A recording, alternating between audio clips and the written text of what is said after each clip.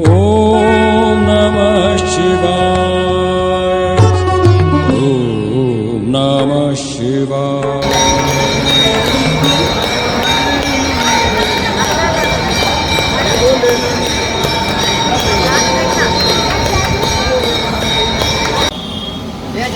जय महाकाल। हम आ गए हैं उज्जैन महाकालेश्वर मंदिर। नमस्कार दोस्तों, चैनल पर आपका स्वागत है। आप कीजिए महाकाल के दर्शन। ओम नमः शिवाय। तो दोस्तों, जैसा कि आप जानते हैं कि हम लोग अब उज्जैन आ गए हैं और सुबह के बज रहे हैं 8। हम जा रहे हैं उज्जैन महाकालेश्वर मंदिर। हम मंदिर में आ गए हैं। आइए चलते हैं। सुबह 8:30 बजे वाली हम आरती के दर्शन करने वाले हैं। वीडियो को अंत तक जरूर देखें।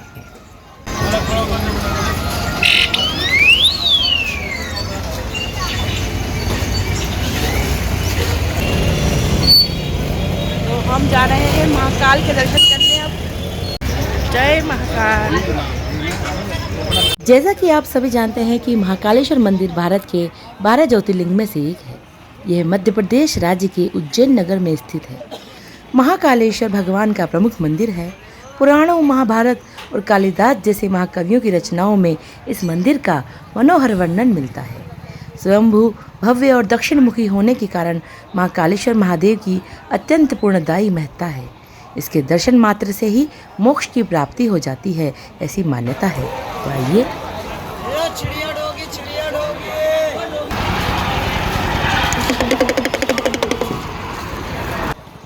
तो अब हम मंदिर परिसर में प्रवेश कर रहे हैं। आइएगा।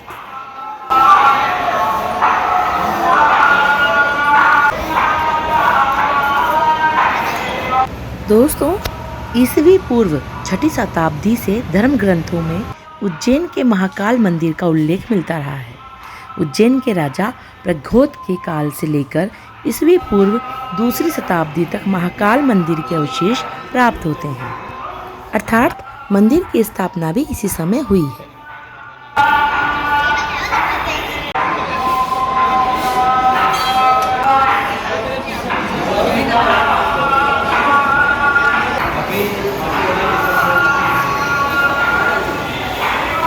ओम भू भुवः स्वः ओम त्र्यंबकं यजामहे सुगंधिं पुष्टिवर्धनम् उर्वारुकमिव बन्धनामृत्यमोक्ष्य मामृताम्।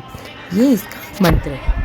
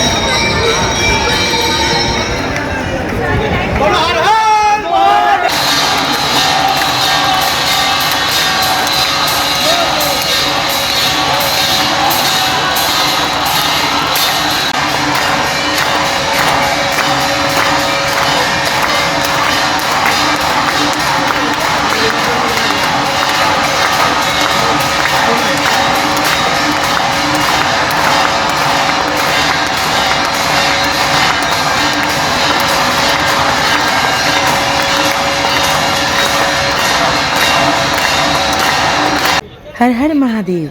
देखा आपने कितनी सुंदर हम लोगों ने आरती, श्रृंगार आरती के दर्शन किए। अब हम आगे की तरफ चलते हैं। ये प्राचीन मंदिर है ओमकारेश्वर ज्योतिर्लिंग का। यहाँ भी अब हमें दर्शन करने हैं।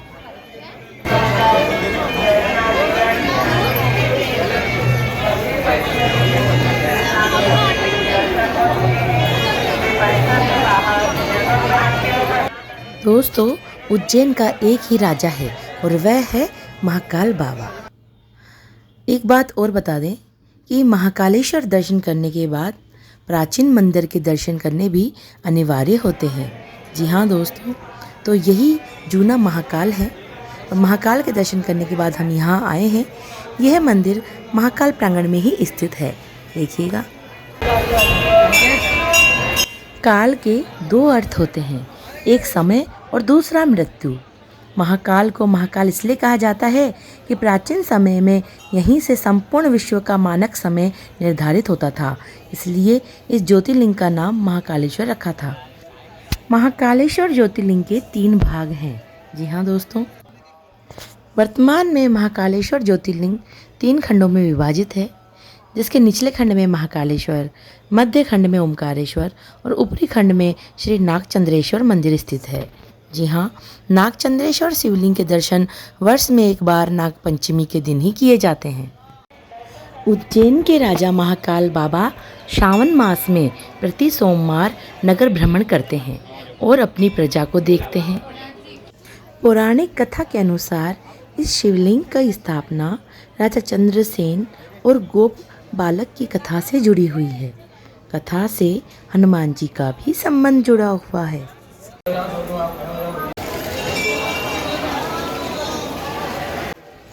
मंदिर सुबह 4 बजे खुलता है और रात 11 बजे बंद हो जाता है। इस दौरान मंदिर में कई तरह के अनुष्ठान भी किए जाते हैं। भक्त इन अनुष्ठानों का हिस्सा हो सकते हैं, जैसे सुबह, दोपहर और शाम की आरती। साथ ही भस्म आरती इस मंदिर की अनूठी बात है। पुजारी प्रतिदिन सुबह 4 बजे शिवलिंग पर विभूति भस्म लगाते हैं। केवल एक वीआईपी पास रखने वाले तीर्थयात्री ही आरती के लिए गर्भगृह या गर्भगृह में प्रवेश कर सकते हैं। महिलाएं आरती के दौरान भस्म की सजावट नहीं देख सकती। तो दोस्तों, अगर आप बाई एयर यहाँ आना चाहते हैं तो यहाँ का निकटतम हवाई अड्डा इंदौर है, जो उज्जैन से 53 किलोमीटर दूर है। यदि आप ट्रेन से यहाँ आना चाहते हैं तो उज्जैन के लिए दिल्ली, मुंबई, चेन्नई, बेंगलुरु, हैदराबाद, अहमदाबाद, बनारस, कोच्चि और जयपुर जैसे प्रमुख शहरों से सीधी ट्रेनें भी आती हैं। अगर आप सड़क मार्ग से आना चाहते हैं तो इंदौर, सूरत, मुंबई, पुणे, उदयपुर, नासिक और मथुरा जैसे शहरों से बस सेवाएं उपलब्ध हैं। यहाँ पर महाकाल की आरती 6 बार होती है, जिसमें सबसे खास मानी जाती है भस्म आरती। सबसे पहले भस्म आरती होती है, फिर यहाँ अन्य आरती होती है। दोस्तों, क्या आप जानते हैं कि महाकाल को भस्म क्यों चढ़ाई जाती है? जहाँ जहाँ माता के शरीर के अंग गिरे, वहाँ वहाँ शक्तिपीठ निर्मित हो गए। इनके इस दुख के कारण सृष्टि खतरे में पड़ गई, जिसके चलते भगवान विष्णु ने उनके शरीर को अपनी माया से भस्म में परिवर्तित कर दिया। फिर भी भगवान शिव का प्रलाप और दुख नहीं मिटा, तो शिव ने अपनी प्रिया की निशानी के तौर पर उस भस्म को अपने शरीर पर ही मल लिया। तब से यहाँ पर भस्म आरती होती है। मंदिर के पास एक कुंड है।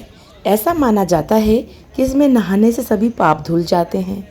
मान्यताओं के मुताबिक उज्जैन महाकाल के प्रकट होने से जुड़ी एक कथा है, जिसमें दूषण नामक असुर से प्रांत के लोगों की रक्षा के लिए महाकाल यहाँ प्रकट हुए थे।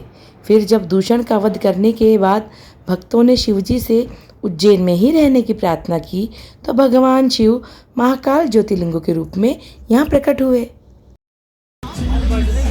और दर्शन के बाद अब बारी है कुछ खाने की।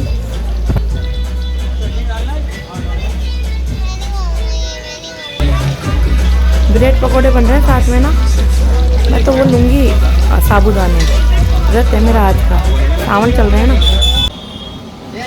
जय महाकाल।